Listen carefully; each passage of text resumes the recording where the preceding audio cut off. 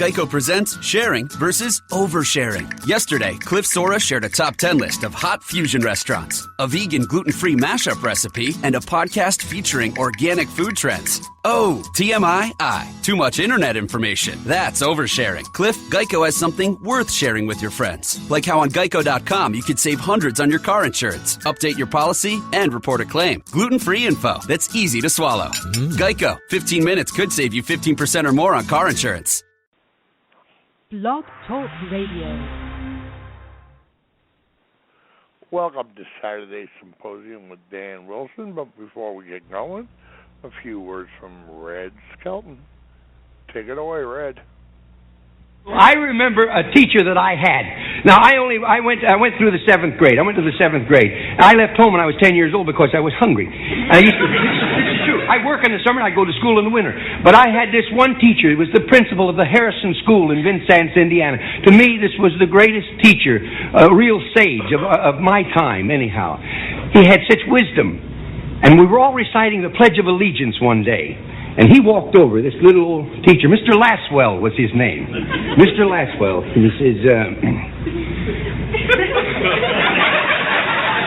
he says, I've been listening to you boys and girls recite the Pledge of Allegiance all semester. And it seems as though it's becoming monotonous to you. If I may I recite it and try to explain to you the meaning of each word. I, me, an individual, a committee of one, pledge, dedicate all of my worldly goods to give without self-pity, allegiance, my love and my devotion to the flag, our standard, O glory, a symbol of freedom.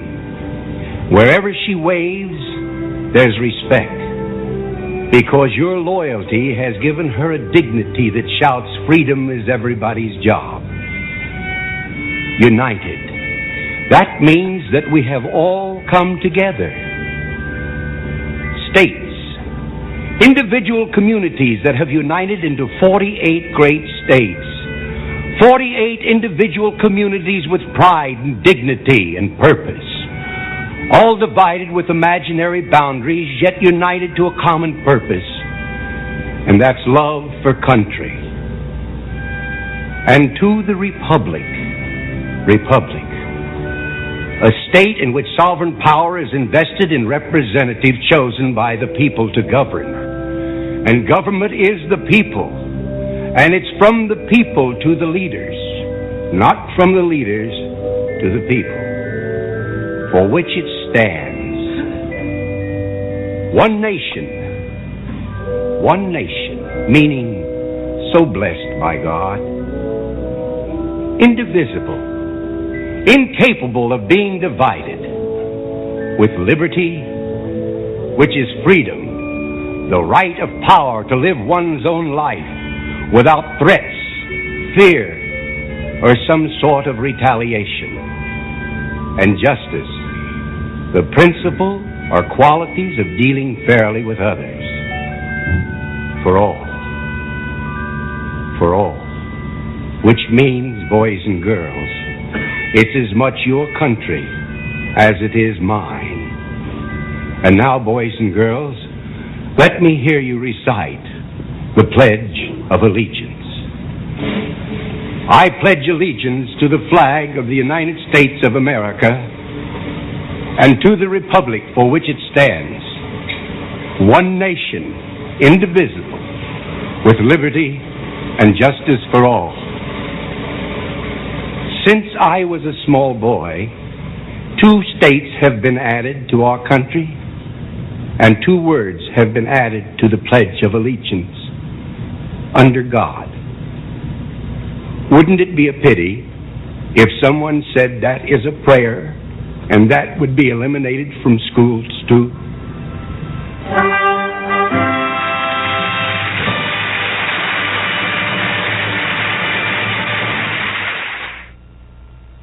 From the people to the leaders. and not the leaders to the people. Ladies and gentlemen, welcome to Saturday Symposium with Dan Wilson, yours truly. And joining me will be my two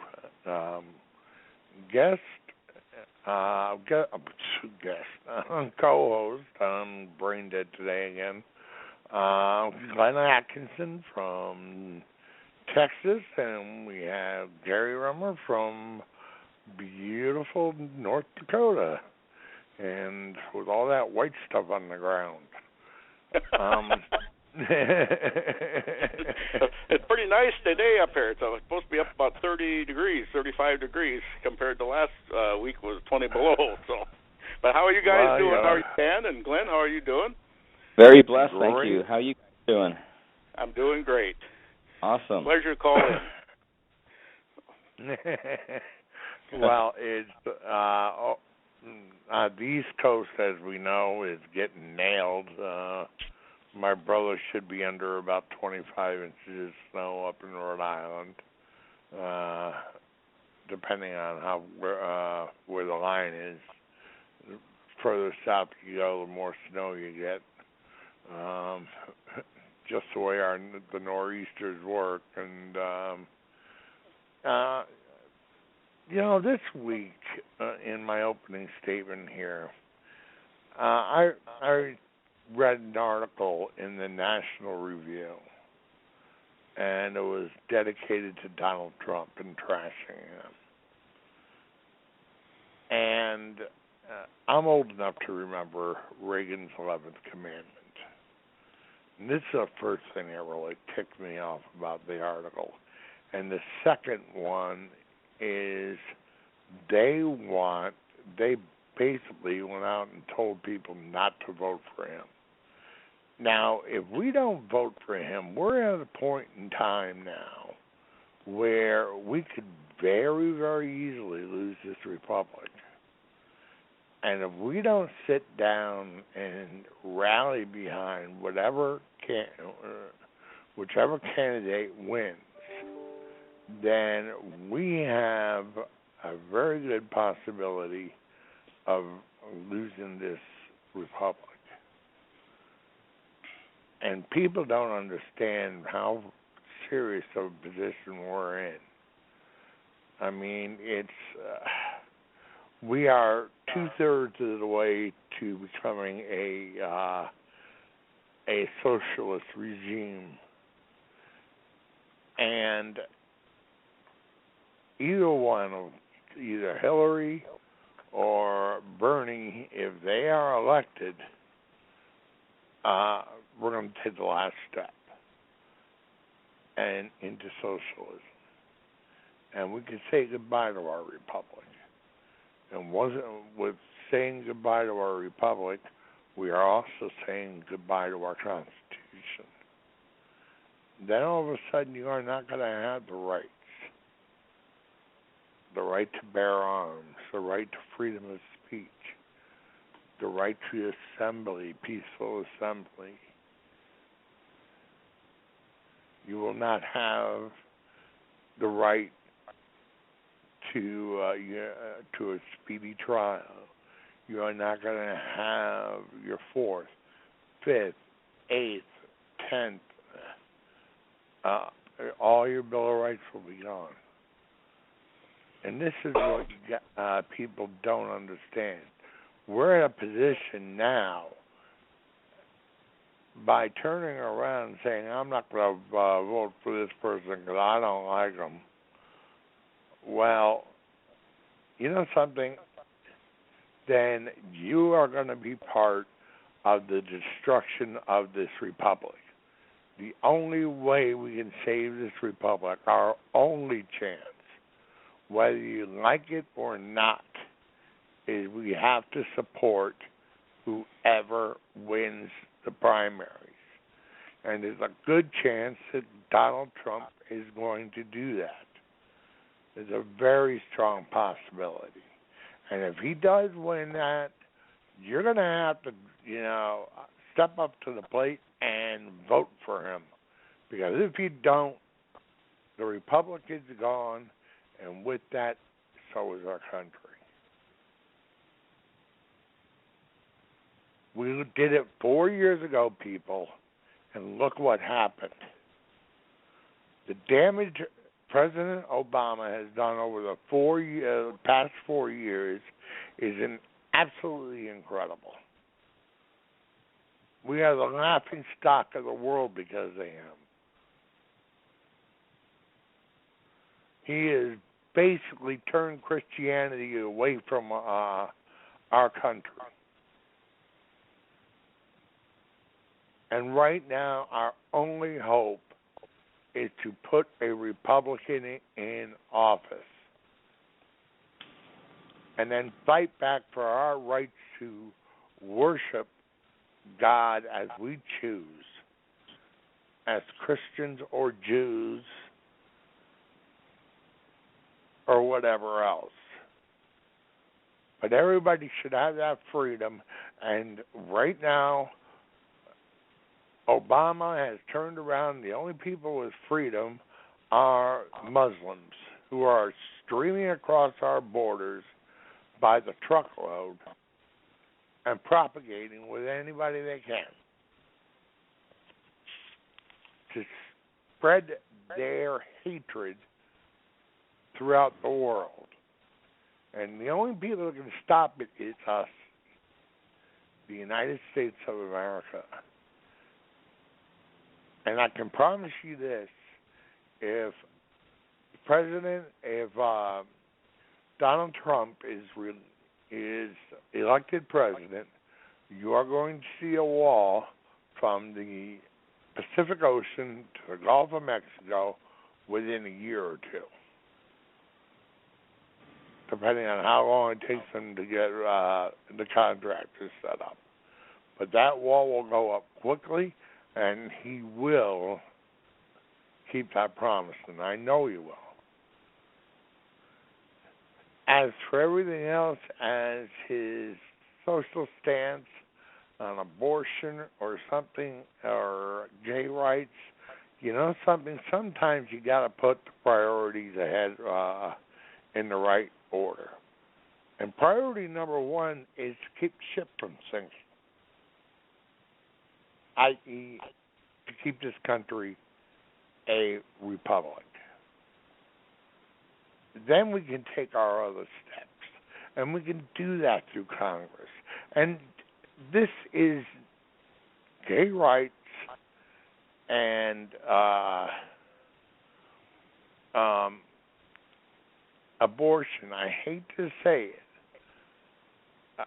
The way our country was designed, these are state decisions.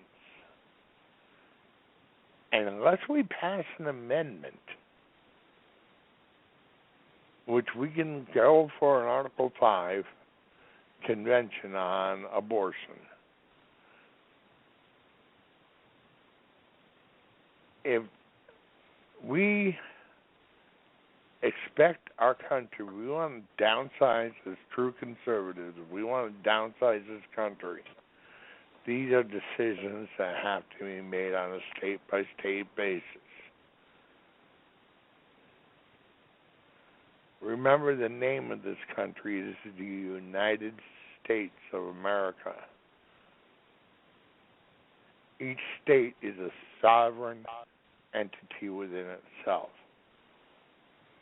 And the majority of the laws, if it's not in the amendments nor the Constitution itself, it shall be determined on a state-by-state basis. These are the laws of the land. And these are the laws that our federal government has the right to uphold. All the other federal laws are not within the Constitution, the reign of the Constitution. And the Supreme Court has to learn that they cannot go out and create laws. That's not what they're there for. They're there to uphold the Constitution. and that's it.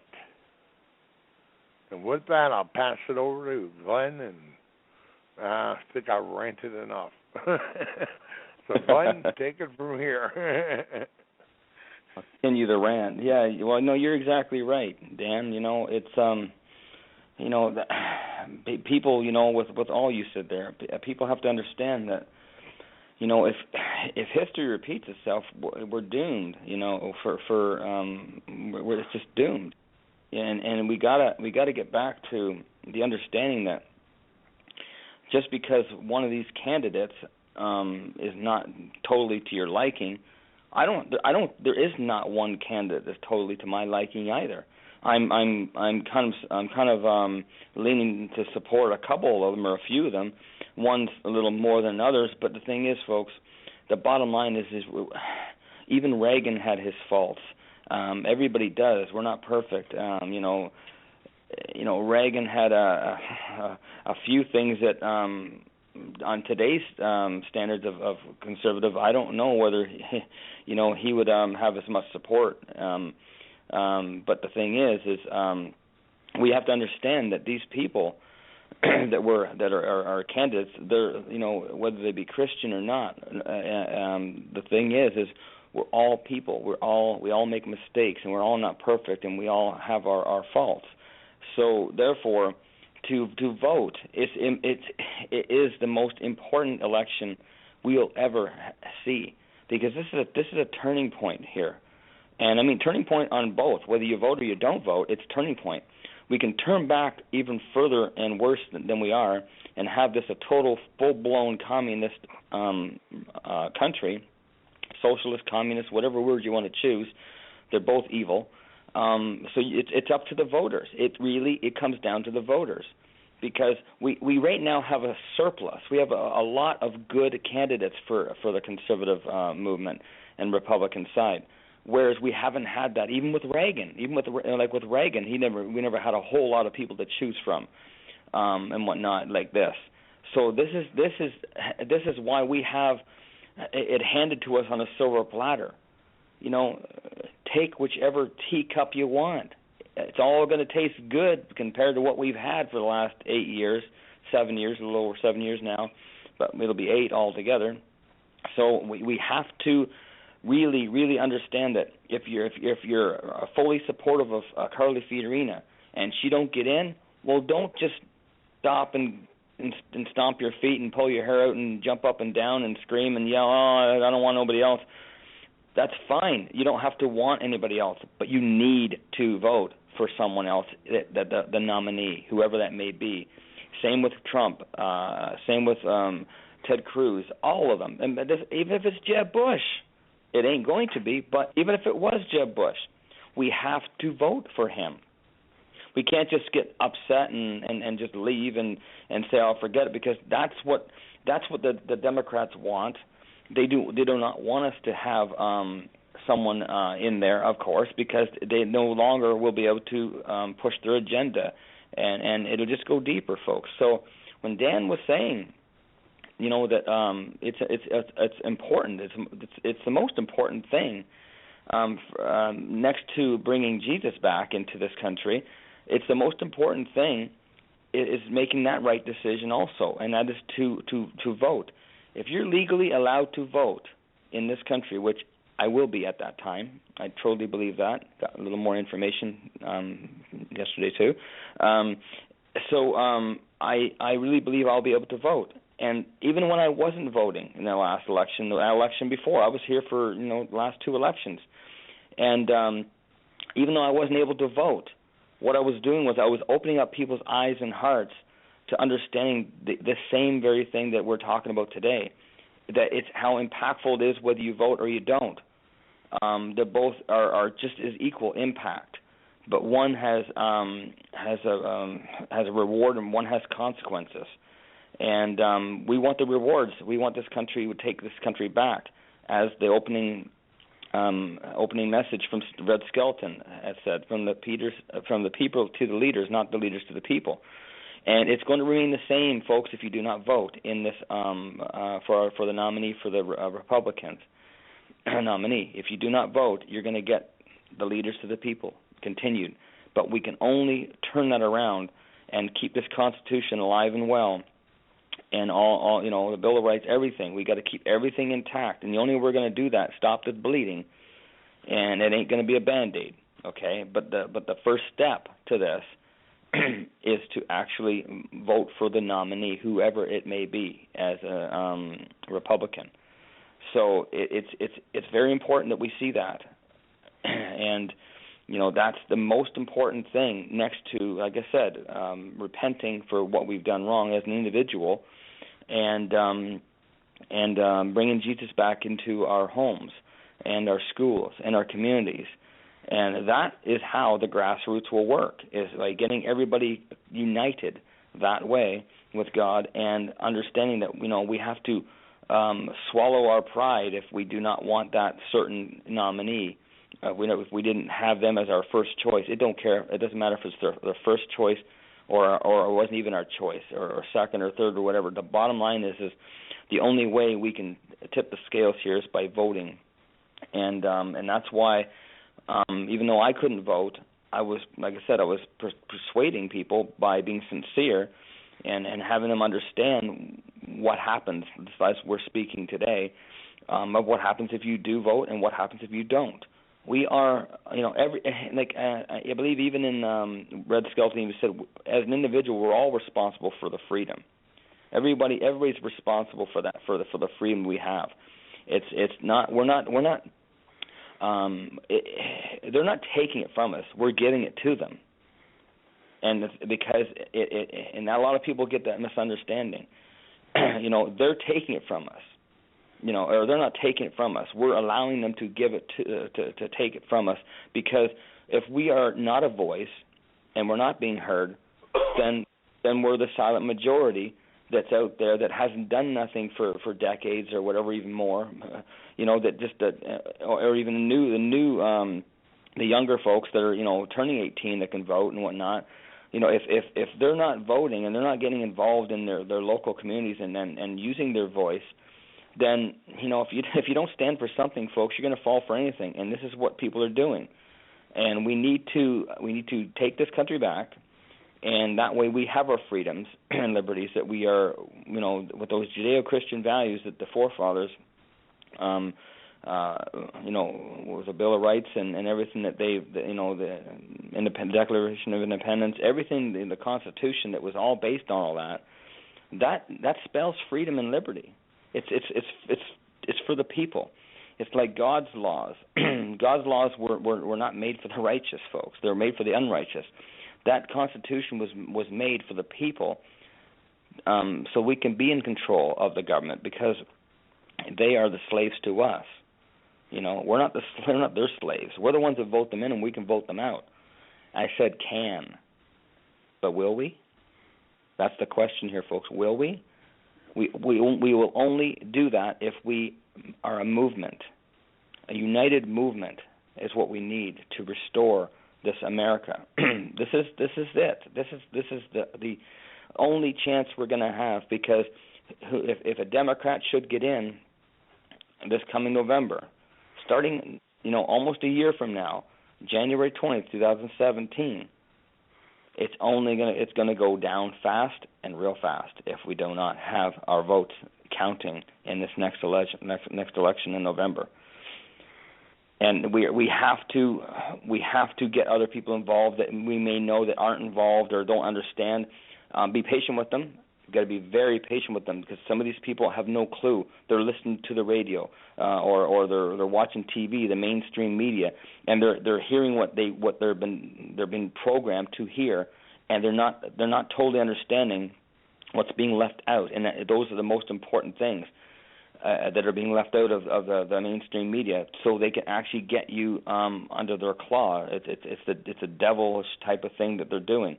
And we as people that are in the know, these radio shows and other avenues that we have to be that voice so we can counteract the mainstream media and getting us out there, being a commercial to advertise what the reality is out there that they're leaving out, because these people walking around like zombies.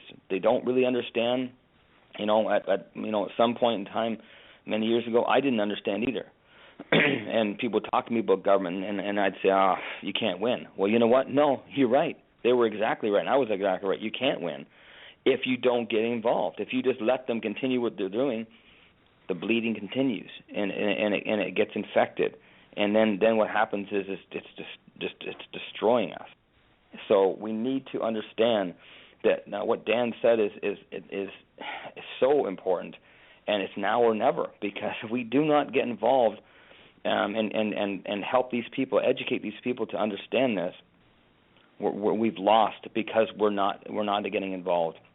And you know what? You can't just say, oh, he'll do this or she'll do that, or they'll take care of this, they'll take care of that. Well, you know what? They are us. Because if they have the same attitude, we are they also. But if we all expect somebody else to do something, nothing will get done. and that's like that old nobody, everybody, somebody, and anybody could have done it. But it's because everybody's pointing the fingers, and they're not like looking in the mirror going, you know what have I done? What am I doing? And what can I do, and what will I do? And so on that note, I'll hand this over to Gary. Well, that was really well said, and and what Dan said too is right on the money. And I'm going to say something a little off the wall here, but I think we should really focus on the courts too, the Supreme Court, because right now we're at a razor-thin majority. We're 5-4, and if one retires, one Supreme Court justice would retire people.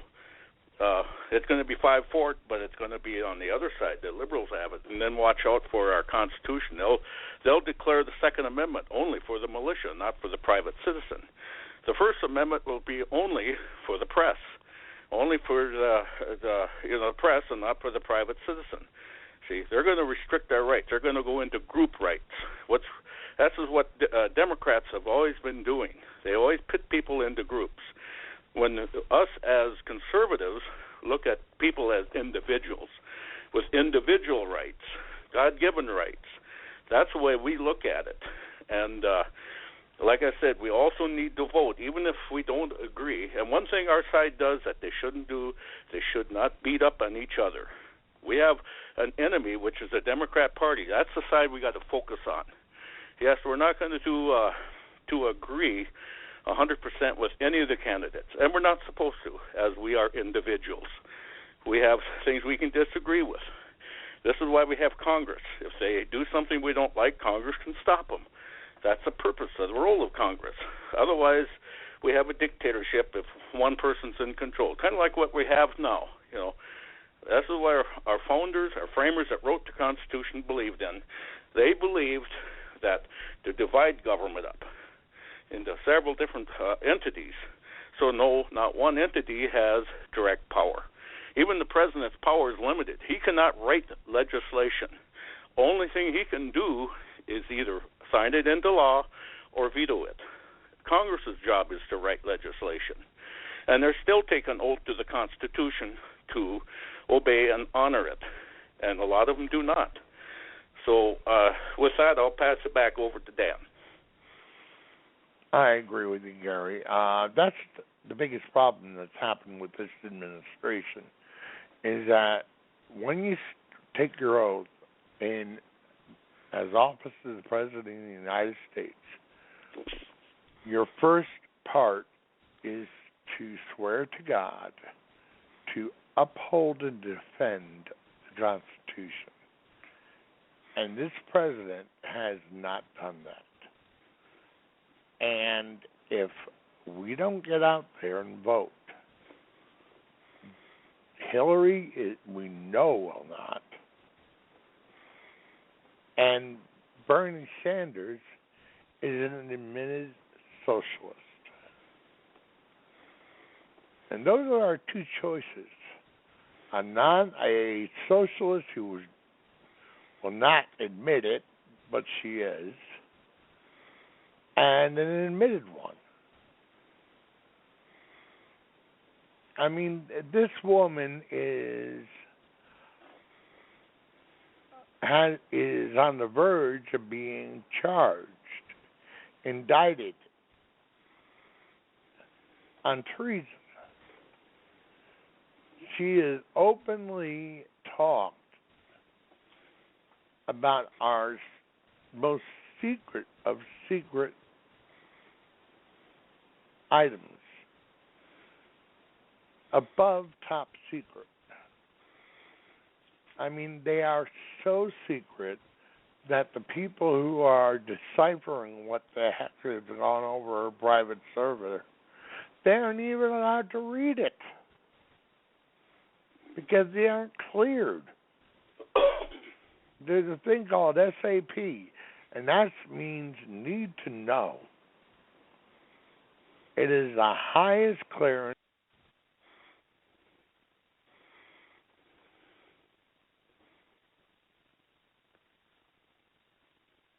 Are you there? Oh, he must have fell off again. Oh, okay. Well, Dan, if you can hear me, you're not coming through.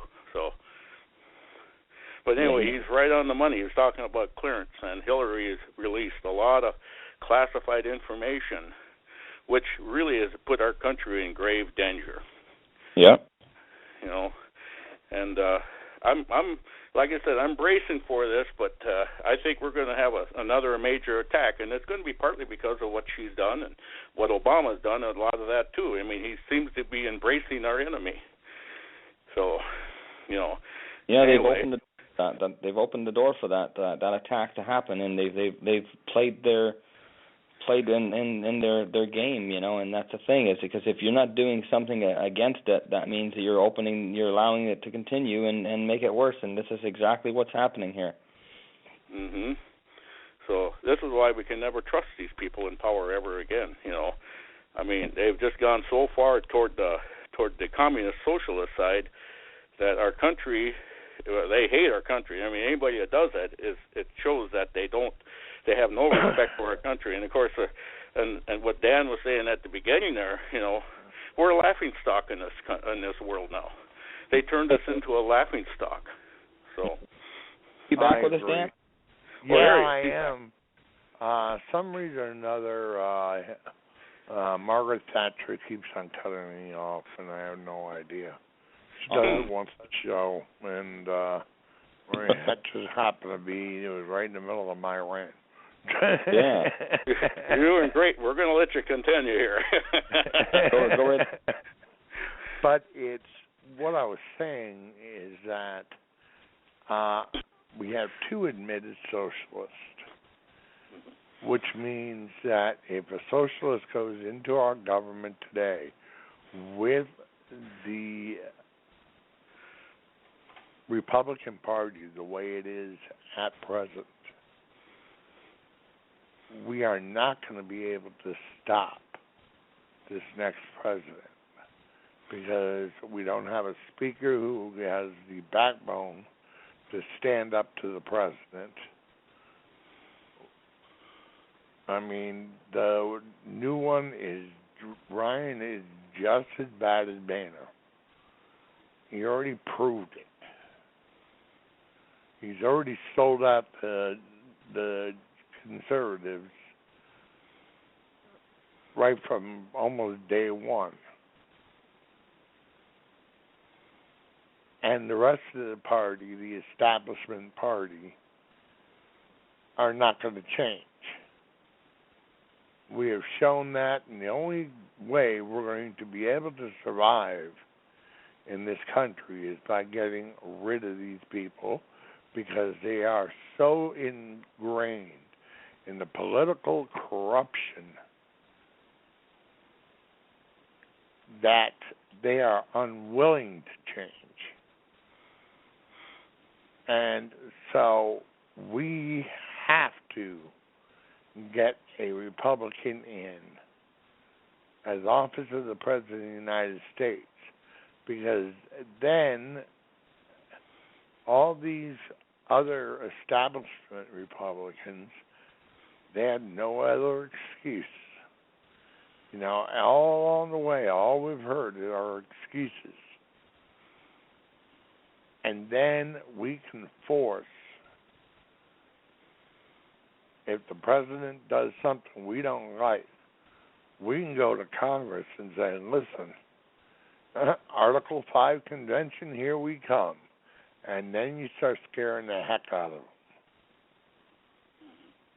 Because then we can establish laws that will prevent them from doing this ever again. And I recommend, no matter who wins, that we do that. Because we need term limits. We cannot allow the Supreme Court to continue on operating outside the confines of the Constitution of the United States. We have to return to our origins. And for all you people out there, 80% of this country has said that they are Christian. Well, if you're Christian people, and then you choose not to vote, and I'm speaking especially to the evangelicals, because they're the ones that are against Trump the most. Well, if you don't vote, people, guess what? You aren't allowed to pray to God under a socialist regime.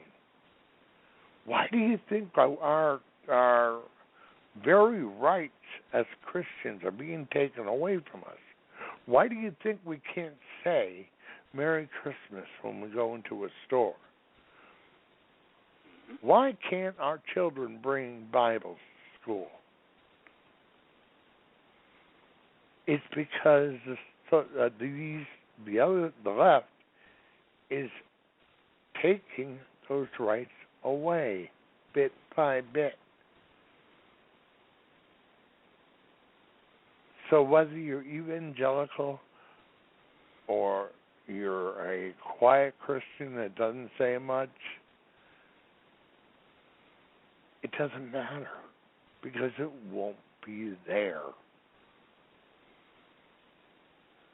This is why it is imperative that we vote for a Republican in as president. Because one more socialist president is all it's going to take all of our rights away. And if you believe in God and you wish to worship God, then you're going to stand up to the plate, and if it's not your candidate, you're going to sit down there, you're going to walk into that booth, and you will vote for whoever has been chosen by the people to be our representative as President of the United States. And that includes if it's Chris Christie, if it's Kasich, if it's Bush, anybody. If it's Minnie Mouse, you vote for them. It doesn't matter. What matters now is that if we are going to have the ability to address things like gay marriage and the abortion issue, well, we need a country to do that. We need a republic to do that, people. Because that's what gives us the power to do these things. And the only way we can do that is to return the power back to the states. You see, we're in this mess right now because we've allowed the federal government to take and make all the decisions for us.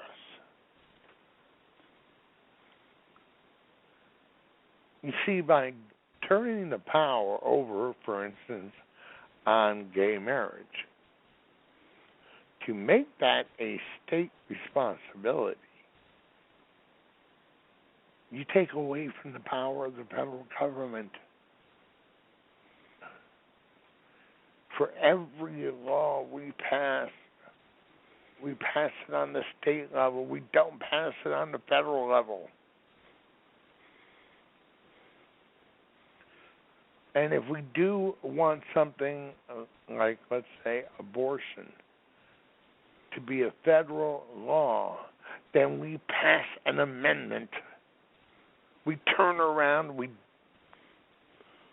get 2/3 of the states to agree on an Article 5 convention, and we place that as an amendment.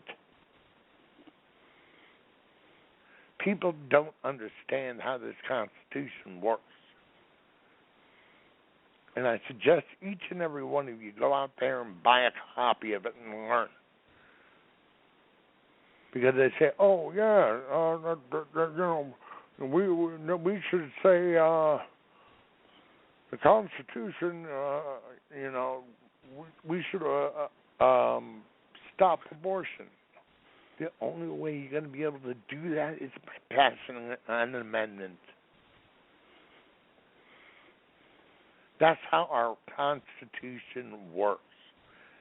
Instead, we turn around and we give the power to the Supreme Court to make decisions that they are not allowed to make under the laws of the Constitution of the United States. They're very spelled out in the Articles of Convention. The only thing the Supreme Court is allowed to determine is constitutional issues. And they make these lame claims that, right for life, liberty, and the pursuit of happiness.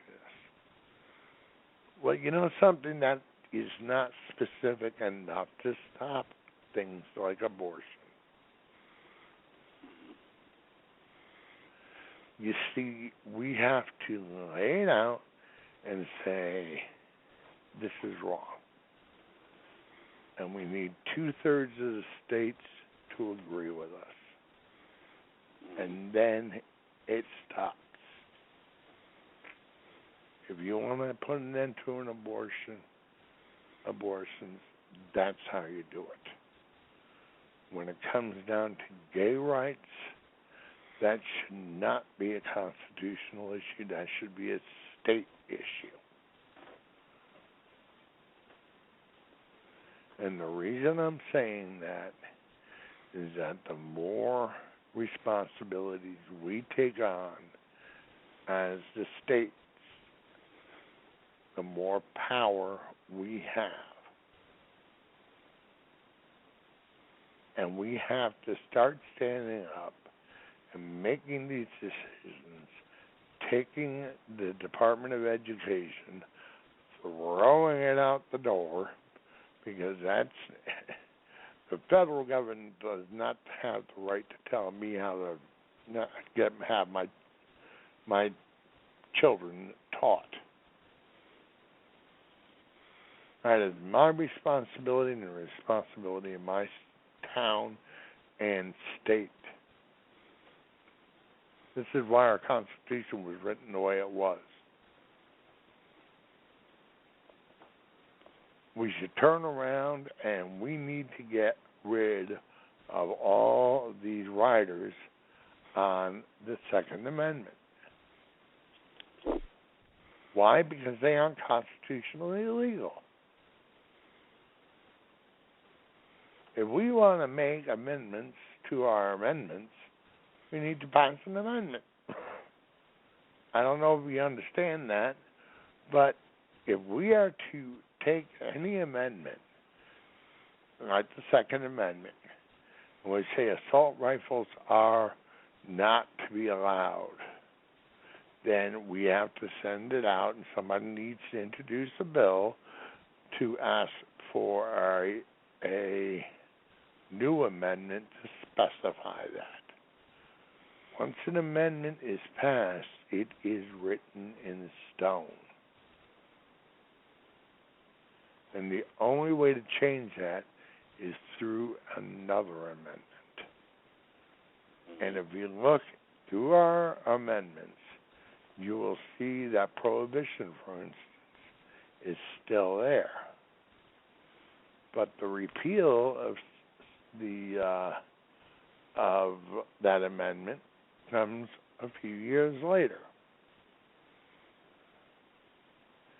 And how do we entice the federal government to institute this amendment? We were going to hold an Article 5 convention. And this is how the whole system works. And the only way we can get this entire system to work is through the Republic.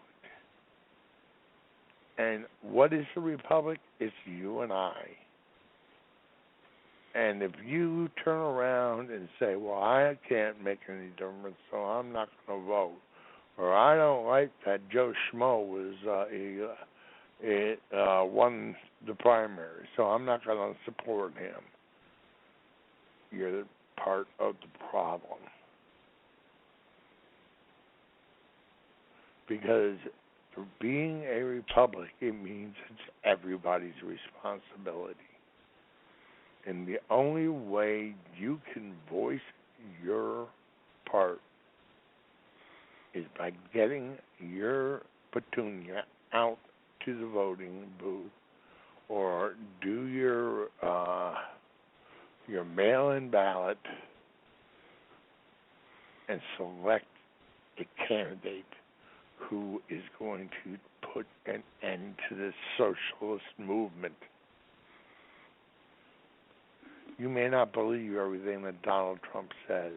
You may not believe everything that Ted Cruz says, or Marco Rubio, or Ben Carson, or Carly Fiorina. Well, guess what, people? I like bits and pieces of all of them. Mm-hmm. But I can't I can't chop them up and make them into one candidate. So what I have to do is take the candidate that I like best, and I will vote for them in the primaries. Now, the primaries were created so we could hash out these problems. And then once we hash it out, the majority of the people vote, and they come up with candidate with whoever wins, candidate X, Y, or Z. And then it's up to the people of the party to support that individual. And this is the one reason why the Democratic Party has had the ability to virtually take over our country, because we get on our high horse and say, oh, no, I can't support that person, and we don't vote. You're part of your problem, people. If you refuse to vote or you throw your vote away, you are part of that problem. And the only way we can put God back in our country is if we win the election. And I don't know how important it is come November to vote for whoever wins these primaries. Because a few months after November, the fate of this country is in your hands. And with that, I'll pass it over to Glenn. Well, you're exactly right, Dan, and so are you, Gary. You know, you mentioned about the Supreme Court also being, a lot of people aren't giving that enough attention, because that can do some major damage if we don't tip the scales back to the conservative movement there too. So I'm glad you brought that up. Very important. People need to do some more research on that and get involved, and we need to understand that that's really important also. And you know, Dan, you're right. You're exactly right too. If people aren't putting themselves as part of the solution, then they're that omission. If they're omitting that, then they're part of the problem. and we need this movement to help others that maybe have their blinders on or just aren't educated. We need to gently approach these people and show them examples to how significant this is going to be, and it is. But we can't wait 1 week before the election. We got to do it now, folks. This is January. November is only 10 months away, basically. By the time we get there, it's here before we know it. So getting involved, in the grassroots. A lot of people are intimidated because they look at this problem as an elephant, and how do you need an elephant? Well, you eat that elephant one bite at a time, and that's one person at a time, making a movement in the right direction to doing this. And believe me, if people can go back in history and see how that has affected other elections and whatnot, with people getting involved, the more people are involved and the more knowledge we have, the better the outcome we'll have. And believe me, what's most important is praying for God to come into every individual that's in this country. And I don't mean just the voters. I'm talking about we our kids are our future. We need them to understand too. There is some of them getting involved, and we can have them getting involved when people start seeing the youth getting involved, whether they're voting age or just under that or whatever. It gives you understanding that where we are getting on the right track, because we have people that care. If you don't care, then you're careless. And when people are careless, we all know what happens when we've been careless. Things don't go the way we really desire. So therefore, we have to have that flame in our belly to have that desire come to fruition, because if we don't, we are just going to have more of the same. And if you really, really look inside yourself and say, do I want more of the same? And if the answer is no, then that means you got to go and go out there and do some movement. The word, we need some action out there. It's an action word. So we are all, every week we come out and we may say the same things in a different way or whatever have you. But it's because we care, and we're not getting paid to do all this, not monetarily, but how we're getting paid is we're one voice, we're two voices, we're three, we're four, we're five, we're six, that have a voice that actually help this process to get people in a movement to get things done. And that's what we get paid by taking our country back with Jesus. This is how we get paid, is we will be blessed. If we're grateful for what we already have, then we'll be blessed with more things to be grateful for. And that means the same within this country. If you don't like some of the things that are happening, all we have to do is two things: be grateful for what we have, and go out there and change the things that we don't have. By being grateful, God will bless us, because He sees we're moving towards getting the right things that we're done, our needs, that we need, our necessities. God created this world, and individuals are destroying it because we're allowing a movement that's done what it's done, that's creating a lot of evil things by being materialistic, by wanting power and greed and money and whatnot. And there's nothing wrong with money if it's not attached with evil. If you attach it with knowing that it's a blessing from God, you're grateful for that, and you're doing the right things with it, you'll get more of it, way more than you'll ever think of. And the power itself, there's nothing wrong with having a power as long as it's God's power that's having you move towards doing the right things for the people. That's giving power to the people, not taking power for yourself. And that's a different thing, that people aren't understanding, and this is why we're getting what we're getting. So on that note, I'll pass this over to Gary. Yeah, very well said. Both you and Dan said it was very influential. Well, anyway, I agree with you. And when I was listening to Red Skelton at the beginning there, and I might have mentioned this before, but he was talking about a teacher that influenced him.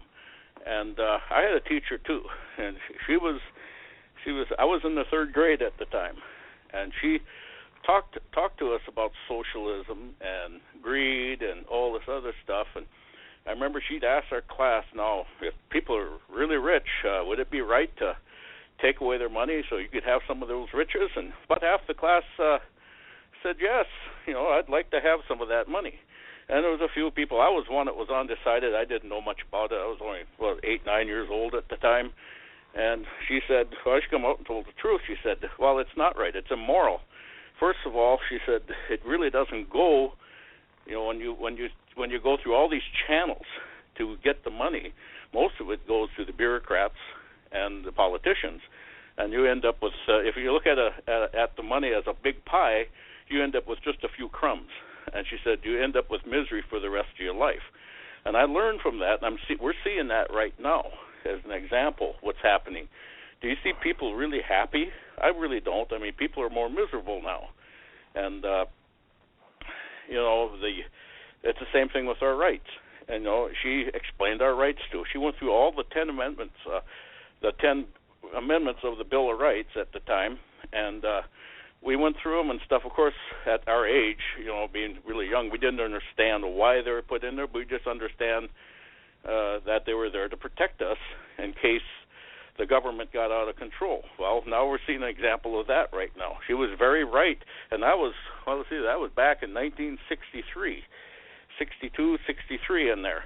And I'm going to tell you something. It was a big influence on me. Well, I think we've all had a teacher that was a great influence to us. And I remember she was tough with me.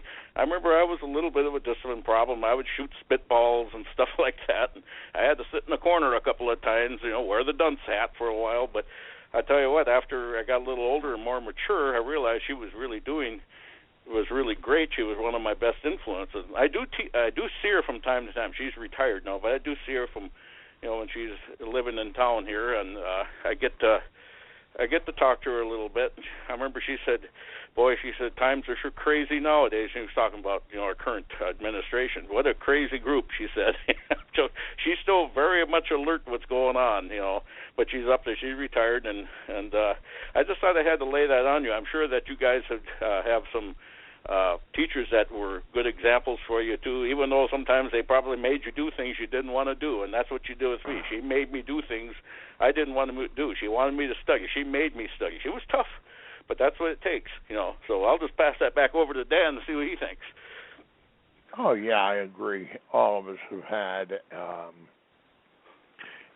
somebody in our lives who has worked as a mentor and on which we built our lives. Obviously, how we become what we are today is through influences from other people. And this is why we're in the position we are today. Because you said, and this was 1962. Well, look what happened a couple of years later. In 1964 with Lyndon Baines Johnson, when he created the welfare system. And that was the first step for the progressives to take control, because he knew that he could get the African Americans to buy this idea. Oh, great, it's free. And then he knew that once a few generations passed, these people would not be able to understand that you have to work for what you get. And once it goes through multiple generations, which it has now, then these people see it as a trap that they can't get out of the inner cities. And we just Look at what happened in Baltimore. Look at what happened in L.A. with the L.A. riots. Look at what's going on in Chicago. All of this goes right back to that act in 1964. Now, if we're going to change that, the only way we can is by showing them that through work, you can achieve anything. And Dr. Ben Carson is a perfect example. He was born into that. He was born into the inner city. He stabbed a young man when he was younger. But he found the way. And through God and through a lot of hard work, because nothing was given to him. Because nothing given to any of us. He was able to overcome all the obstacles that were placed before him, and he turned into one of the greatest neurosurgeons in this country. And then he took an unrecognizable medical school, just an plain old everyday medical school, and turned it into the best in the country. Now today, doctors will do virtually anything so that they can do their residency at Johns Hopkins. And you have Dr. Carson to thank for that. Now, he's a prime example. Frederick Douglass is another one. And if we go back into the Bible, we look back, we have a prime example. Moses. Moses was born into royalty. Well, he wasn't born into royalty. A slave put him on a little bassinet that was floating down the Nile, and the queen picked him up and raised her as his own. He had everything that a person of that era could want. But when he found out that he was the son of a slave, he gave up everything. And then he led his people, the ones that had the same blood as him, running through their veins. And through his belief in God, he freed his people. And those people had to go through 40 years of hell, walking through the desert. And then when they got to what they thought was the promised land, well, Moses had to go up a mountain and leave his people alone. When he was gone, what did they do? They built a false god, a false idol. And Moses comes down with the 10 Commandments, and he sees this golden cow. And he's sitting down there going, I'll leave you guys away for a couple of days, and what are you doing? You're turning your back on God. He got so angry, he threw the 10 Commandments at the golden idol, and the golden idol, of course, went whoop. But this is what we're doing. You know, this example is what we're doing. We had that we had those commandments built into our Constitution.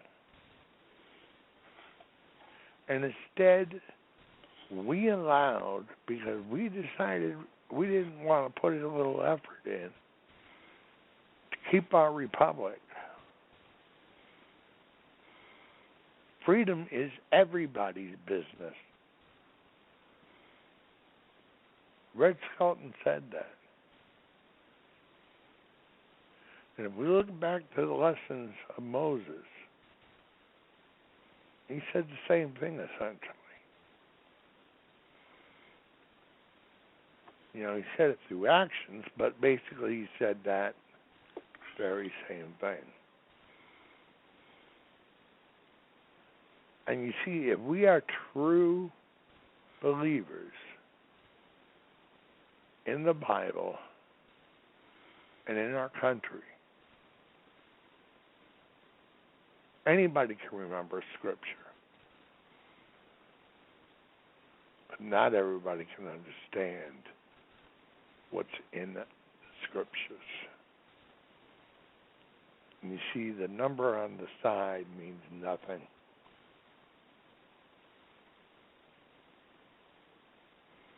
When I say Romans 8 or Corinthians, 2 or whatever, anybody can memorize numbers. But if I can sit down there and I could read and get something out of that, something that can lead me. And if you read the Bible, you're going to find out that things aren't always going to go your way. But there's going to be times when you're going to need to support something that may not be perfect, but you understand it's a means to an end. You're going to take some steps along the way that are going to hurt. And if you don't like the candidate that wins in the primaries, you may not like it. But by supporting them, it's going to be a means to an end. Because you know something? By doing that, then we are gaining a little power. And with each time we do that, we come a little closer to our objectives. And this time now, because we have not learned those lessons, well, guess what, people? We're down to 4th and 10 from our own 20, with 3 seconds left on the clock. We blow this one, there's no coming back. We lose the game. And when we lose the game, we're going to lose our right to pray to God. And the choice is yours. It's not mine. It's not Glenn's.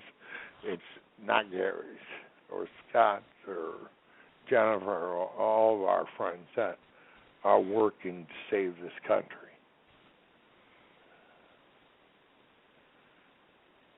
You see, I want to go out to the store and I want to say Merry Christmas. Or I want to go out and say, you know something, I'm a Roman Catholic, and I've been that way for 1,200 years now, because going back to my family roots for way back. And then you might say, oh, I'm a Protestant who's, been that way for whatever. And we can have a little debate over it, or we can agree with it, each other. Because these are just different ways to pray to God. We may not agree on everything. I don't agree with everything with the Roman Catholic Church.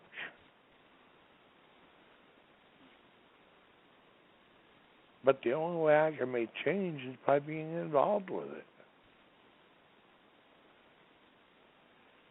The only way you're going to be able to make changes in the country is by getting involved. And yes, there's 380 million other people in this country, but only a fraction actually get involved.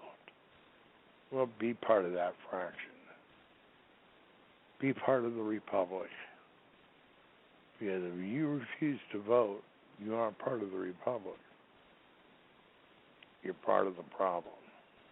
with that, I'll pass it over to you, Glenn. Well, you're exactly right. Not part of the solution, you're part of the problem. That's exactly right, and we need people getting involved. Because you're right, there is no turning back.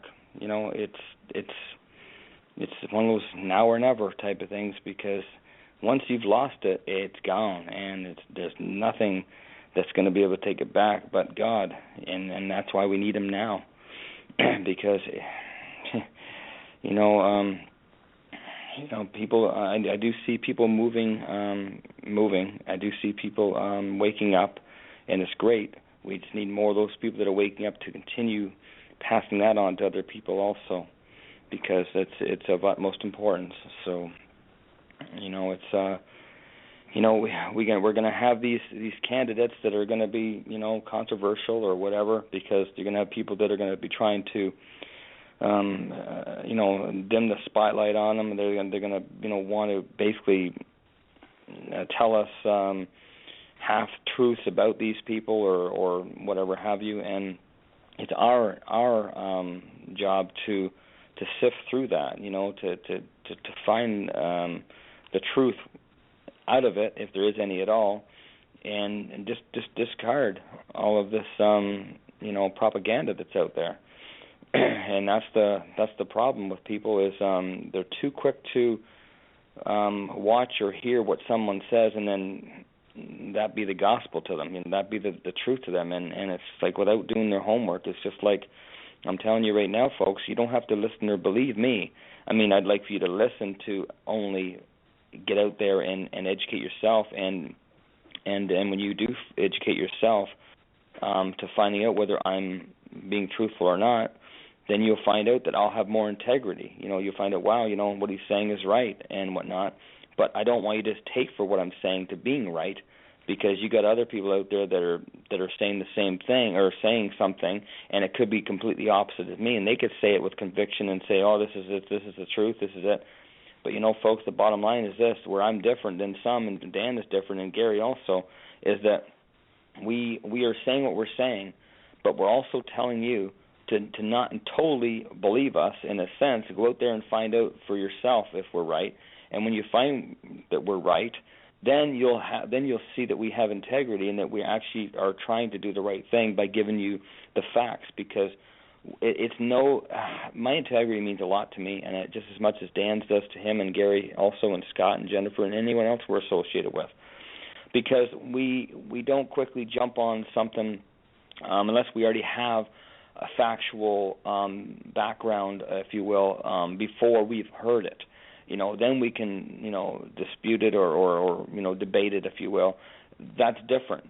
But if we're going on something that we have no idea, we gotta dig. We gotta find out what exactly is the truth, if there is any, or not any merit of that. So therefore, that's why we keep every week we keep basically saying to you people is, first and foremost, you gotta get God. You got to get God back into your relationships and everything, and everything else that we're saying around that, with voting and whatever have you for the proper candidate. Do your vetting, and it's the same with people that are giving you information. Vet them too, to find out if they have any kind of a real basis for what they're saying and whatnot, and that includes us, because we know one thing, and one thing for sure, that Jesus was the only perfect person, and everyone else, including us, that are on this radio show, are not perfect, not even close, not even close. But I'll tell you, I'm trying to follow Christ, not Christians or other people or whatever, because other people can mislead us. Christ will never fail us or mislead us.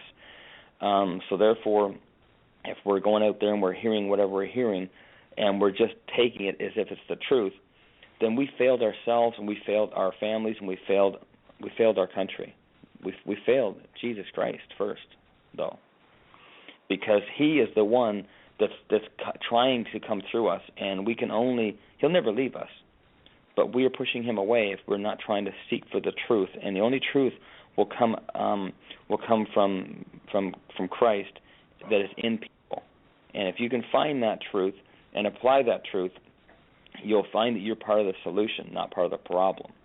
And on that note, I'll hand it over to Gary. Exactly right. Yes, we gotta. Like I said, I agree with you. What we try to do here, and we try to. What I believe in telling the truth and telling people what. And it's also right to tell people what you believe, whether you're wrong or right. This is what the First Amendment. This is why we bounce ideas off of everybody, and sometimes other people's ideas are better. But yes, I do believe in pursuing the truth, and if I'm wrong, I'm the first one out there to admit it. Otherwise, you got to, we're all human. I remember having Tammy on last week, and she said the same thing. We're all human, and we make mistakes. But the best thing to do, if we make a mistake, we go out there and do what we can to correct it. And I agree with her totally. That's one of the reasons I had her on the show last week, is she's an amazing person. She worked hard for what she got. She didn't take it from somebody else. She didn't ride in somebody else's coattails. She did it on her own. And I knew you guys would enjoy having her on, and I also enjoyed it. I even learned some from her also last week. And what it does in turn to all of us, it influences us to become a better person, to become more like Tammy, to work hard for what we get. We don't want somebody else to supply it for us. And I feel funny if somebody else gives me something, because then you're really indebted to that person. If somebody gives you something, it's kind of like when the government gives you money, then you're indebted to that person. They start controlling you more. So what I do is I'd rather do it on my own. We follow God's faith, and we're going to fall off the wagon from time to time. But like I said, God always loves us, and He'll do everything He can to get us back on the straight and narrow. And that's one of the reasons that we are what we are. We admit that we're human, and that's one of the things in life. We're all human, and we're all subject to mistakes. And God loves us no matter what. I even told one person on Facebook a couple of months ago. I said the horrible thing that Timothy McVeigh did. If he would have been truly repentful, God would have forgave him. He would have gone to heaven. But I don't know. Nobody knows for sure if he ever was. It's only up to God. God's the only one who can see those things. We cannot, because some people are pretty good at convincing others who they aren't. And God can see through that. If we're lying and we can convince people, God will know we're lying.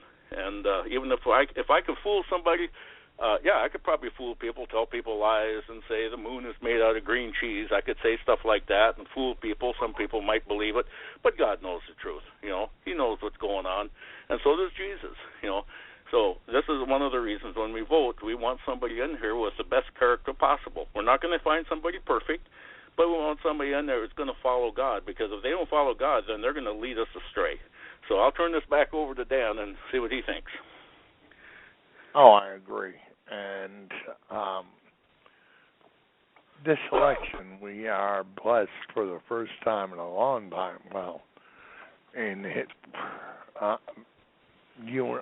Gary, you and I are probably the oldest, and I can't turn around and say that I can ever remember in all my years that I've had so many candidates to choose from.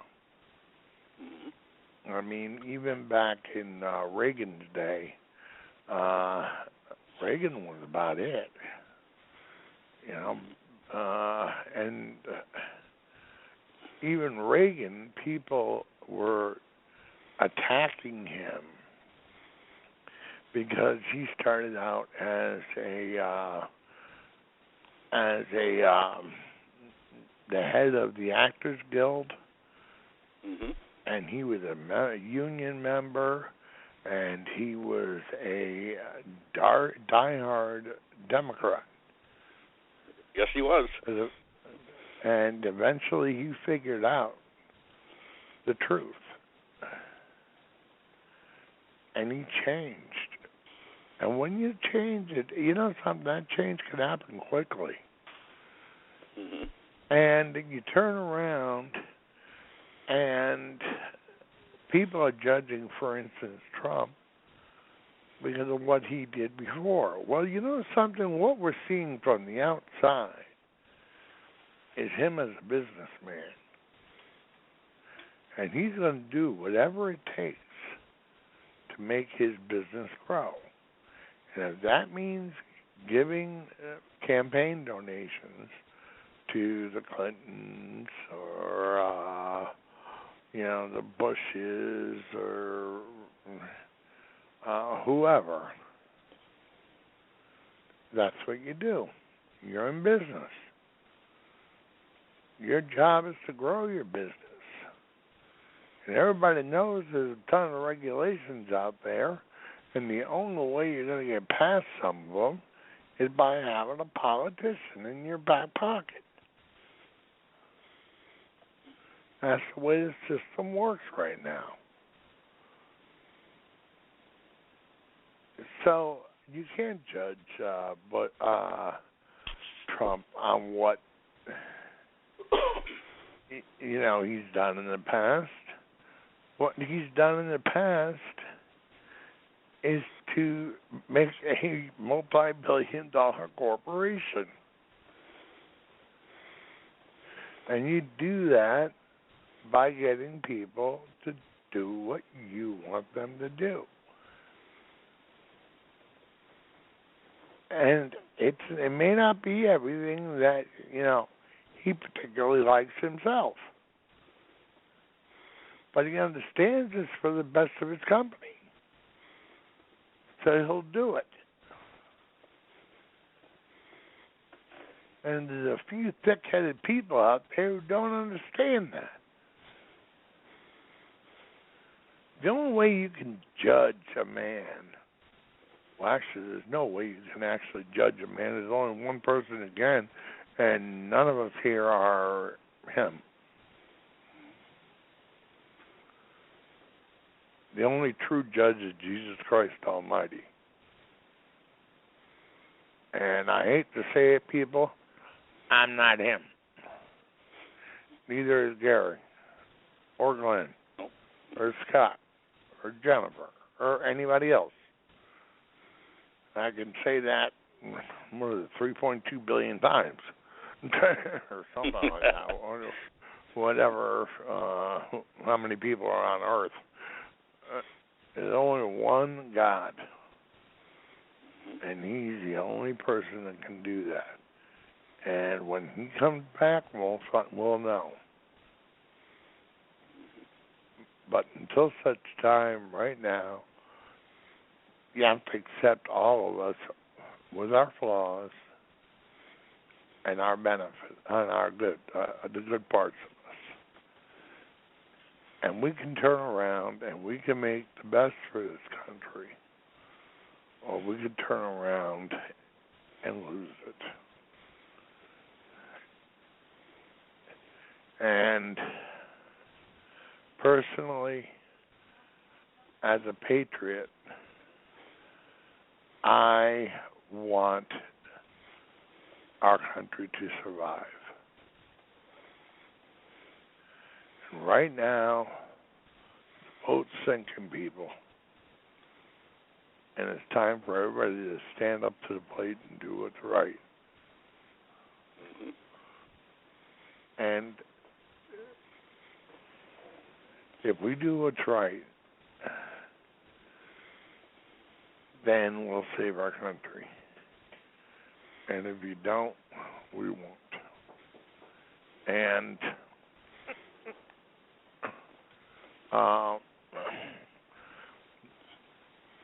right now,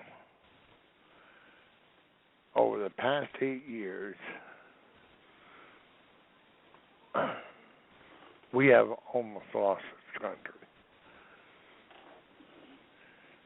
And we have no one to blame but ourselves. And people need to get off the darn high horses and start doing what's right. And not getting upset if candidate A does not who I wanted doesn't win in the primaries. Personally, during the last election, I wanted Herman Cain. And then I wanted Newt Gingrich. But we had people who did not do their work. They didn't look back and they didn't find out.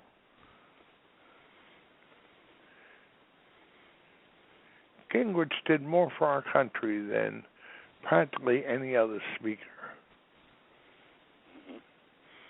He worked with the Democratic Party. He got both parties to work together, and he managed to balance the budget 2 years in a row. I mean, he turned around and he did things that were so great for this country, and yet, what did the vast majority of the people still to this day believe? A bunch of lies set up by Nancy Pelosi and Bob Dole. And this is the stupidity of people out there. And some of you may not like what I just said. But you know something? Sometimes the truth is hard to swallow. Do your history. Read. Learn. Don't take my word for it. Learn for yourself. But sure as heck don't listen to a bunch of knaves. A bunch of misguided individuals who have darkness in their hearts, who are politicians and not statesmen, who want what's best for themselves. We've had some wonderful politicians over the years, and Newt Gingrich was one of them. So is the late Ronald Reagan. Gerald Ford, too. People never look at what these individuals did. Gerald Ford threw his political career away because he did what was right for the country. That's a statesman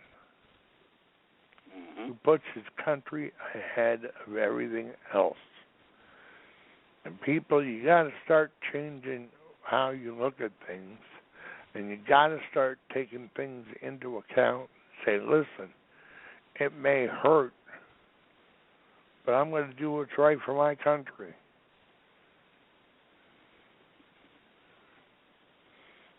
I'm sitting here with fourth-stage heart disease.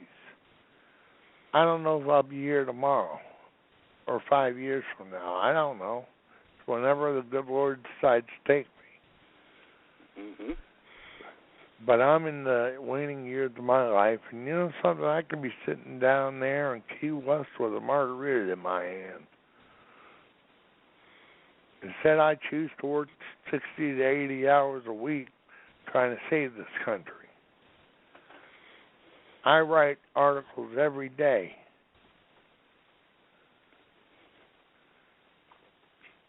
And I try to teach what I know in my heart is right. And how do I know? I've researched the heck out of everything. And then there was some things I was born and raised in. And then Jesus gave me a special gift 4 years ago by showing himself to me as I lay there in the hospital dying. And he could have pulled the plug on me very easy. He didn't. He had more for me to do. And for those of you who say you're Christian, say that you're a believer in God Almighty, then listen to what I have to say. And you don't have to take my word for it. Do some research. But we're at the edge of the cliff right now. And if we make the wrong step, we step into the abyss. and there's no coming back. With that, I'll pass it over to Glenn. Well, you're exactly right, Dan. You know, there's a lot of how do I say? A lot of people have their story and whatnot, like you have and I have, Dan and whatnot, and Gary. You know, reasons that motivate us to do the right thing. And unfortunately, and actually it's fortunate in a sense when you look at it, because it's really what happens from that we get from that is basically where it starts is usually from something that has been a negative, something that's happened to us that brought us to this point of we could go two ways. We could be more negative and be part of the problem, or we can take that problem, realize that we have to find the solution. We have to be part of the solution, or else it remains the same. And a lot of people are choosing to be part of the problem. Well, like you said, Dan, you know, you've come close to death near times, as I have, and I know and Gary must have also. So we have choices with that. You know, God can snuff us out just like that and take us home. At the same time, he has you know, come through our heart that we know that we have more things to do. Our job is not done. You know, so that's motivation, folks. That's taking those stories of testimonials. That's what they are. That God is still moving, and He always will move. We have to allow ourselves that you know, to work with God and to motivate people in the same way with our own testimonies, our stories, and other people's that we know of. That's what creates a movement. Is because it all started from stuff that wasn't so nice to us, wasn't so kind. My own story, you know, I'm not even American as far as legally documented as far as what the government should be doing for me, but they will be doing it because they've created a major, you know, injustice with me. But I could have chosen just to go back to Canada and just say, the heck with it. But no, I turned all that you know, negativity, you know, of being nearly dying many times under the care of government and whatnot. Like, as far as when I say under the care, I mean as being unlawfully detained and whatnot, and different things that have happened. Other situations around that too I've come to the point where I've almost died, and I mean really very close. But it's how we react to something. You know, it's if we are responsible not for just what happened to us, but we're responsible for how we react to it, because everyone as an individual has their judgment day, has their maker, God, that's going to tell them how it is and what they've done and whatnot. So if we react from that negative, you know, whatever's happened to us that be negative, and we react negative, we're only going to get more negativity. We're only going to get more of the same and worse. So we have all made an individual choice here to allow God and our faith in God to change the status quo of what's going on with us. And inch by inch by inch by inch, we get closer and closer to the solution, because we're being part of the movement is the solution. So therefore, you know, with Dan's situation of nearly dying and whatnot, and myself nearly dying, we could have chose to give up, and we chose not to. You know, I decided to turn my situation completely around onto where, yeah, I can't do this, I can't do that, I can't do this. But the thing is, okay, what am I grateful for? What have I got? What can I do with what I got? And I turned that, and I'm doing a heck of a lot more with what I don't have than what I did if I could have had something else. Because people attach what they see of what I'm doing with so few resources and so few just things in general. and they're going, wow, like, you know, people are going, wow, that's amazing. You don't have what most Americans have, and yet you're doing more than most Americans are. And that's what a testimony is turning all of that around and making a movement to saying, okay, well, what can I do with what I've got? Instead of creating a mindset of or staying in a lull where you think, okay, well, I can't do nothing. I can't do nothing because of this. I can't do nothing because of that.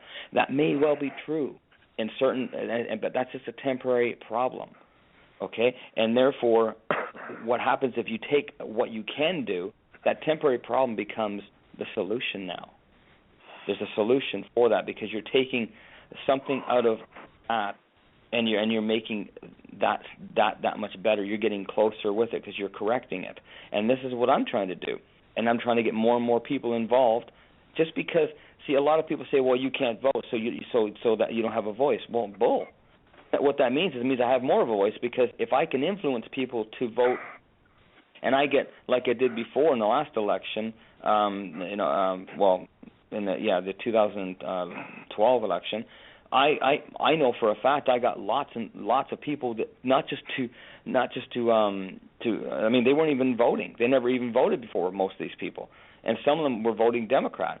And just by my own story and influence, they're going, wow, all this government did to you, and look what you're trying to help out. I said, yeah, because I realized it's more of a problem than when I first came here. I know God brought me here, but I didn't realize that this was a problem as much as what it is until I got here and was part of now them making me part of the problem. So I had to turn that around, and I got other people, influence other people. God through me influenced other people to vote, to actually get out there and vote for the first time or vote differently, because of just my own story, folks. Just my own story alone. Because they realize, wow, if you can be here after all that and you're trying to help America, and you don't have to. You can go right back to Canada and do what you're doing up there, whatever you can do, all that. I'm saying, they're saying to me, I should say, they're saying, wow, then that really, some of them, it even made them feel guilty, they said, because they're going, wow, I didn't realize that, I really can do, if you're doing that much with 10 times less resources than I have, what can I do with what I have that you don't have? And I say, well, you know what? That's the whole idea, is just taking a testimony and applying it to your own life and realizing you are now a testimony also. And on that note, I'll pass it over to Gary. Well, that was very well said, and you are a blessing to us, Glenn, and so is Dan. I mean, both you guys are a blessing. I'm very honored. Every time I call in, I'm always honored to be a guest or a co-host there. And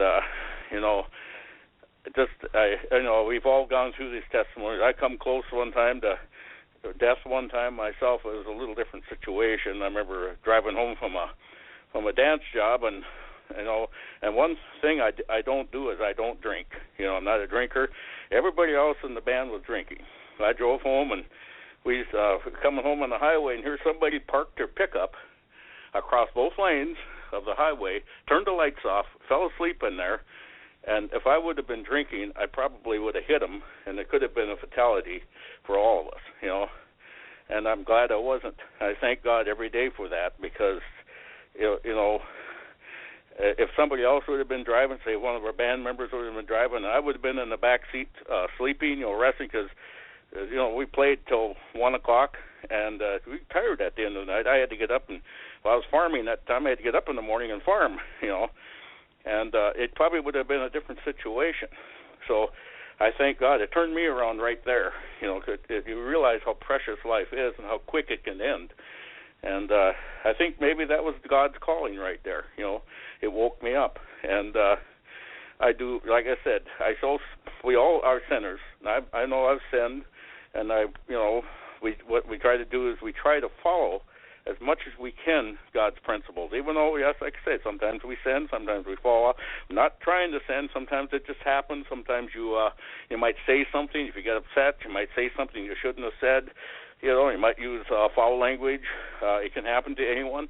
And just being around you two, has helped a lot in that regard, too. I've learned to control my temper even more, it just made me. You guys helped a lot in that regard, and I pray every day. I thank God every day that you're in my lives, and of course Scott too, and Jennifer, and it like I said, I think that was God's calling to get all three of us together, all three from different backgrounds, by the way, and I think that's God's calling to get us together, and I think what we're doing here is we're doing everything we can to help our fellow Americans and people, trying to give them the right path to go down, the right path to choose, and I think that's a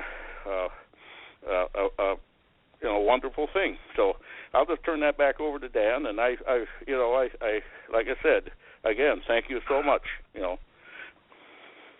Well, thank you too, Gary, because every time, I don't think anything happens for just off the cusp.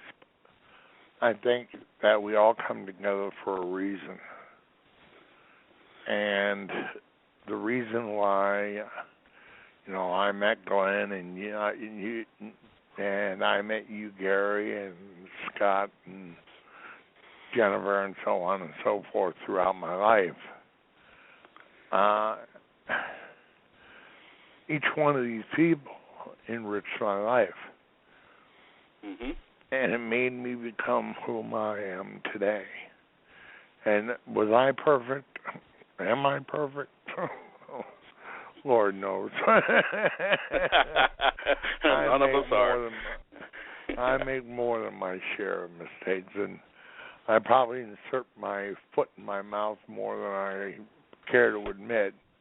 I think we all do from time to time, and I get frustrated just like everybody else, and even Jesus did.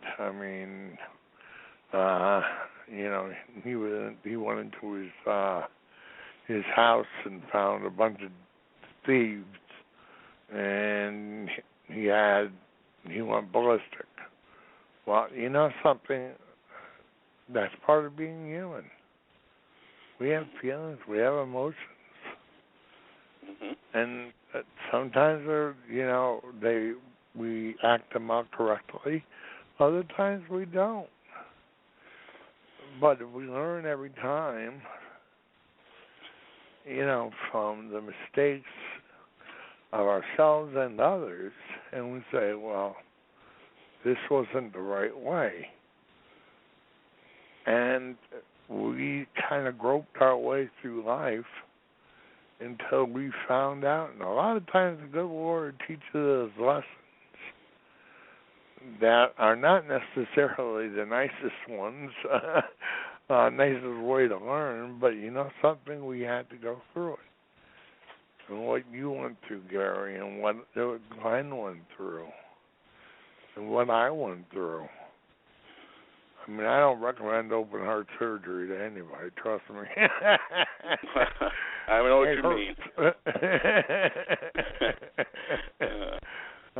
It's like, the way I describe it is, it's like being run over by a Mack truck and then they put it in reverse just to make sure they did a good job. It's painful. I bet, yeah. And, being on the edge of death and being in that coma and this, I was begging the good Lord to take me home. And being told I had more to do. And it's not necessarily a wonderful thing to hear from the good Lord, that you got to go back. And but something, I wouldn't have changed it for anything in the world. Am I happy with heart disease? Heck no. I wish it would go away. But it's my cross. Mm-hmm. And it keeps me doing what I am here to do.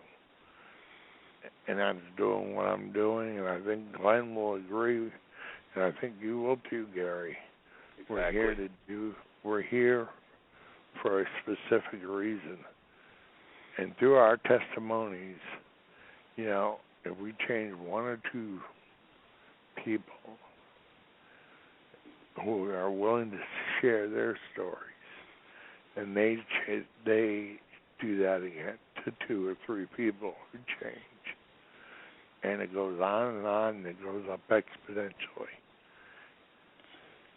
And what we're doing here with these elections is thinking to that very simple idea. By sharing our stories and by bringing God back into our country, instead of allowing some misguided knave who's running this country, who is trying to take those rights away from us. And we're saying that, listen, people, not much time left. The clock is ticking. And with that, I'll pass it over to Glenn. Because the clock is ticking. Yeah, 5 left to go. You're right. The clock is ticking. That's for sure.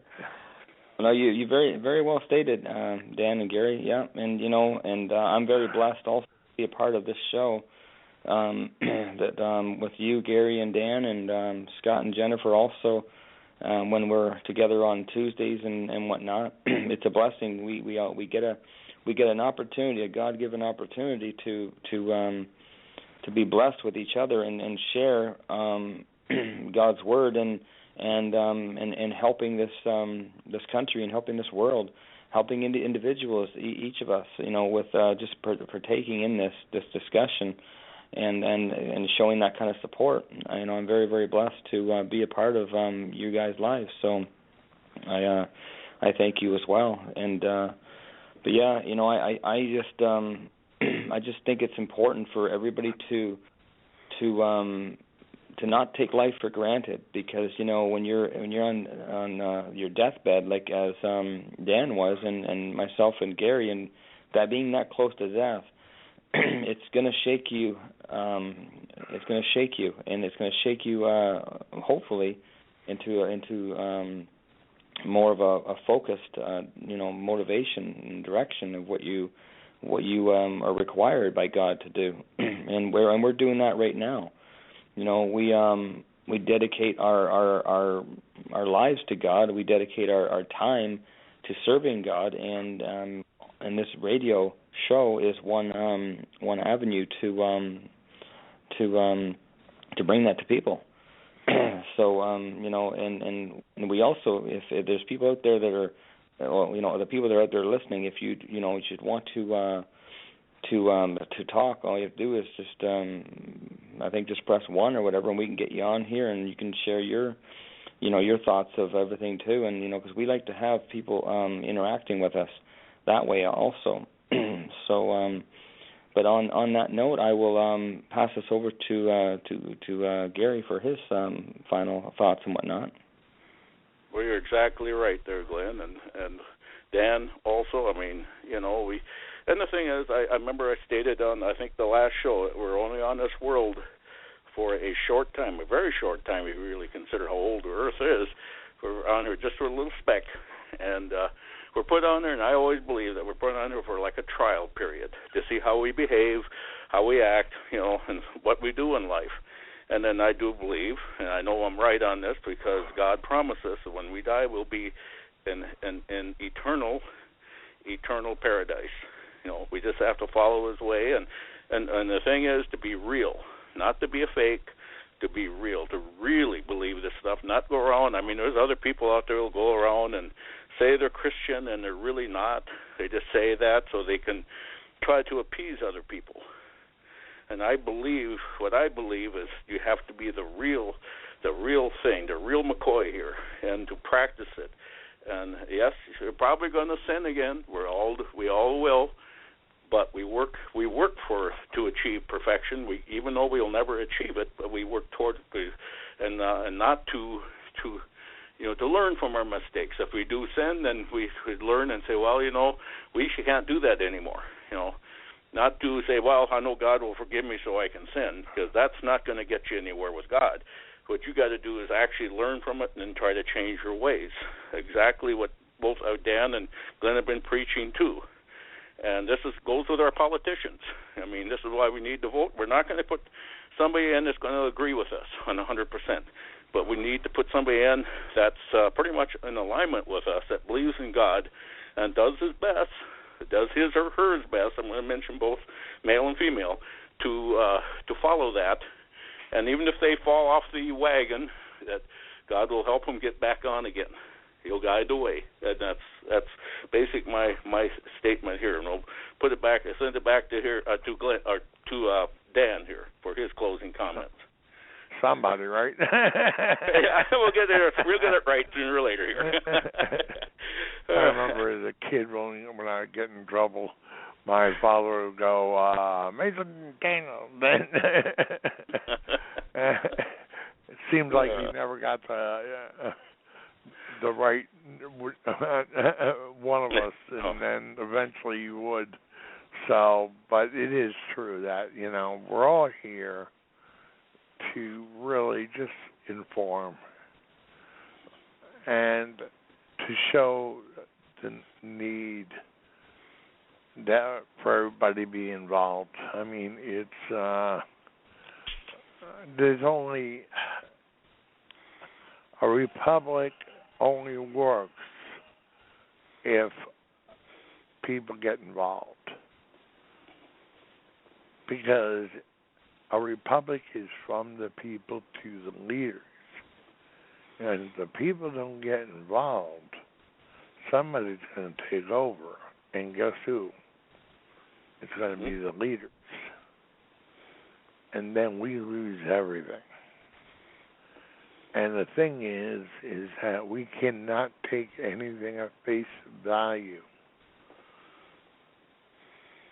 And one thing that I will say for Republicans and conservatives is we tend to question everything. And the left doesn't. They're kind of like lemmings. One follows the other. And if one goes off the cliff, they all go off the cliff. And they don't question what their leaders are saying, where we do. What the problem is through doing so, some of us get so stubborn that we can't see the light, being shined right in our faces. And the light says that we need to all vote Republican in this election, regardless of who that candidate is. As I said, if it's the Minnie Mouse, then it's Minnie Mouse. If it's Donald Trump, it's Donald Trump. And people can argue and say, well, he's a liberal. Well, for one thing, how in the heck do you know? Because he's never been a politician. Politicians, we can at least, if I want to find out about Ted Cruz, all I have to do is look up his voting record. If I want to find out about Marco Rubio, all I have to do is follow up his voting record. And it's pretty easy to do. But with newcomers, people from the outside, we got to take things from learning from other sources, and then we got to take a little bit of a plunge. And we may get, cold when we may not get what we want, but at least, by supporting our party, we have a better chance of getting things done. Because if there's a Republican in there now, there's no excuses, because we have both houses. And now, by getting a Republican in office, now there's no excuses. I mean, and we've heard, that's all we've heard for the last 8 years. So it doesn't matter who we get in office as long as they're Republican. And then we can effect changes. With that, we're coming up on the end of the hour, and since we've been talking about politics all day, I think we're going to end with the same thing that we started out with, and that's, of course, that wonderful Pledge of Allegiance by Red Skelton. And please, people, before you go on with your day, listen to this, and I hope you learn. And with that, I hope to hear from you on Tuesday. Have a wonderful week, and for you in the Northeast, stay safe, stay indoors, get your hot coffee or hot cocoa or whatever, and stay warm, and enjoy the football game, because the Patriots are going to win tonight. All right.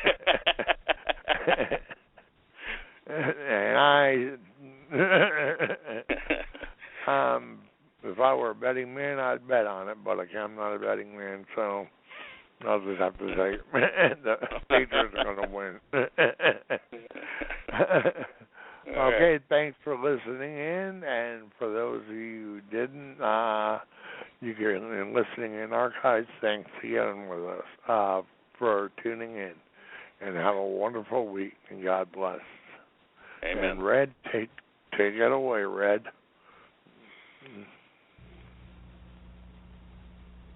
Yeah, Red, wake up. I remember a teacher that I had. Now, I went through the 7th grade. I went to the 7th grade. I left home when I was 10 years old because I was hungry. And this is true. I work in the summer and I go to school in the winter. But I had this one teacher. He was the principal of the Harrison School in Vincennes, Indiana. To me, this was the greatest teacher, a real sage of my time, anyhow. He had such wisdom. And we were all reciting the Pledge of Allegiance one day.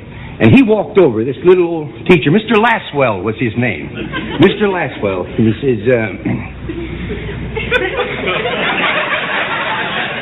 says, I've been listening to you boys and girls recite the Pledge of Allegiance all semester. And it seems as though it's becoming monotonous to you. If I may I recite it and try to explain to you the meaning of each word. I, me, an individual, a committee of one, pledge, dedicate all of my worldly goods to give without self-pity, allegiance, my love and my devotion to the flag, our standard, Old Glory, a symbol of freedom. Wherever she waves, there's respect, because your loyalty has given her a dignity that shouts freedom is everybody's job. United. That means that we have all come together. States. Individual communities that have united into 48 great states. 48 individual communities with pride and dignity and purpose. All divided with imaginary boundaries, yet united to a common purpose, and that's love for country. And to the Republic, a state in which sovereign power is invested in representatives chosen by the people to govern. And government is the people, and it's from the people to the leaders, not from the leaders to the people, for which it stands. One nation, meaning so blessed by God, indivisible, incapable of being divided, with liberty, which is freedom, the right of power to live one's own life without threats, fear, or some sort of retaliation, and justice, the principle or qualities of dealing fairly with others. For all, which means, boys and girls, it's as much your country as it is mine. And now, boys and girls, Let me hear you recite the Pledge of Allegiance. I pledge allegiance to the flag of the United States of America and to the republic for which it stands, one nation, indivisible, with liberty and justice for all. Since I was a small boy, 2 states have been added to our country, and 2 words have been added to the Pledge of Allegiance: under God. Wouldn't it be a pity if someone said that is a prayer and that would be eliminated from schools too?